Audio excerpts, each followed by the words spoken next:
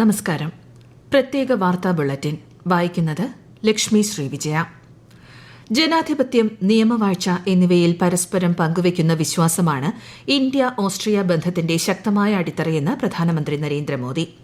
Austrian chancellor Karl നെഹ്മറുമായി വിയന്നയിൽ നടത്തിയ കൂടിക്കാഴ്ചയ്ക്ക് ശേഷം സംയുക്ത പ്രസ്താവനയിലാണ് അദ്ദേഹം ഇക്കാര്യം വ്യക്തമാക്കിയത്.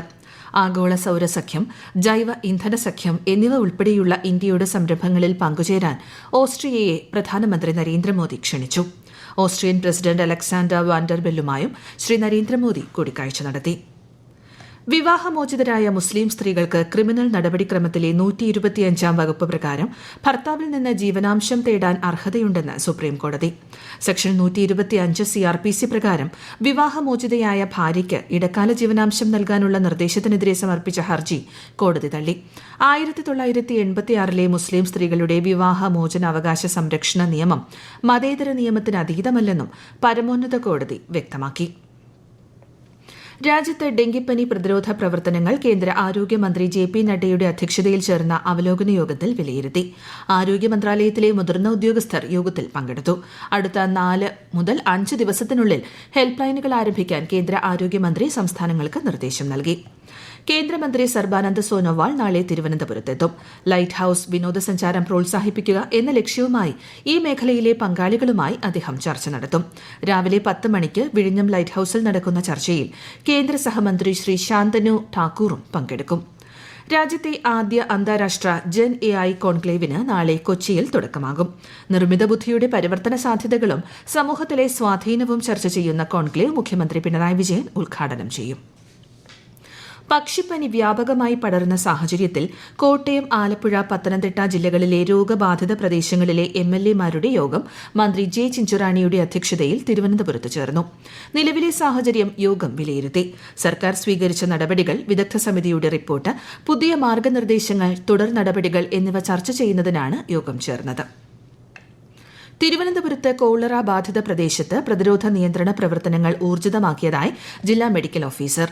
രോഗലക്ഷണങ്ങൾ ഉള്ളവരെയും അവരുടെ സമ്പർക്ക പട്ടികയിലുള്ളവരെയും നിരന്തരമായി നിരീക്ഷിച്ചു വരികയാണ്.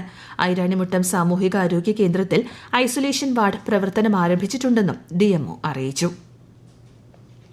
സർവകലാശാല ചാൻസലർ കൂടിയായ ഗവർണർക്കെതിരെ കോടതിയിൽ കേസ് നടത്തുന്ന വൈസ് ചാൻസലർമാർ സ്വന്തം ചെലവിൽ കേസ് നടത്തണമെന്ന് ഗവർണർ ആരിഫ് മുഹമ്മദ് ഖാൻ. ഗവർണർക്ക് എതിരെ കേസ് നടത്താൻ ഉപയോഗിച്ച സർവകലാശാല ഫണ്ട് തിരിച്ചടയ്ക്കണമെന്നും ഗവർണർ നിർദ്ദേശിച്ചു. ഇക്കാര്യം ചൂണ്ടിക്കാട്ടി VCമാർക്ക് ഗവർണർ നോട്ടീസ് അയച്ചു. PSC നിയമനത്തിന് കോഴ വാങ്ങിയ സംഭവത്തിൽ പാർട്ടി അന്വേഷണം നടത്താൻ വിഷയം CPMന്റെ ആഭ്യന്തരകാര്യമല്ലെന്ന് BJP സംസ്ഥാന അധ്യക്ഷൻ K സുരേന്ദ്രൻ.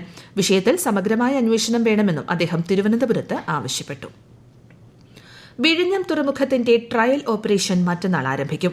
രാവിലെ 10-ന് തുറമുഖത്ത് നടക്കുന്ന ചടങ്ങിൽ ആദ്യം കണ്ടെയ്നർ കപ്പൽ സാൻ ഫെർണാണ്ടോയെ മുഖ്യമന്ത്രി പിണറായി വിജയൻ സ്വീകരിക്കും. കേന്ദ്രമന്ത്രി സർബാനന്ദ് സോനോവാൾ ചടങ്ങിൽ മുഖ്യാതിഥിയാകും. ഇന്ത്യ സിംബാബ്വെ 2020 ക്രിക്കറ്റ് പരമ്പരയിലെ 3ാം മത്സരത്തിൽ ഇന്ത്യയ്ക്ക് 23 റൺ വിജയം. 5 മത്സരങ്ങളുള്ള പരമ്പരയിൽ ഇപ്പോൾ ഇന്ത്യ 2-1 മുന്നിലാണ്. ഞായറാഴ്ച നടക്കുന്ന UPSC പരീക്ഷ കണക്കിലെടുത്ത് കൊച്ചി മെട്രോ സർവീസിന്റെ സമയം ദീർഘിപ്പിച്ചു. രാവിലെ 7 മണി മുതൽ Kochi metro service Aluva, Tripunithura terminal സ്റ്റേഷനുകളിൽ നിന്ന് ആരംഭിക്കും. ഇടുക്കിയിലെ ആദിവാസികൾക്കുള്ള പട്ടയം തടഞ്ഞിട്ടില്ലെന്ന് ജില്ലാ കളക്ടർ അറിയിച്ചു. ഹൈക്കോടതി ഉത്തരവിന് വിധേയമായി മാത്രമേ ജില്ലയിൽ കൈവശ ഭൂമികളുടെ പട്ടയം വിതരണം നടത്താൻ സാധിക്കൂ. ലാൻഡ് അസൈൻമെന്റ് കമ്മിറ്റി പാസാക്കിയ 1000-ഓളം ആദിവാസി പട്ടയങ്ങൾ 3 വർഷമായി തടഞ്ഞുവച്ചിരിക്കുന്നതായുള്ള ആരോപണങ്ങൾ വസ്തുതാവിരുദ്ധമാണെന്നും ജില്ലാ കളക്ടർ വ്യക്തമാക്കി.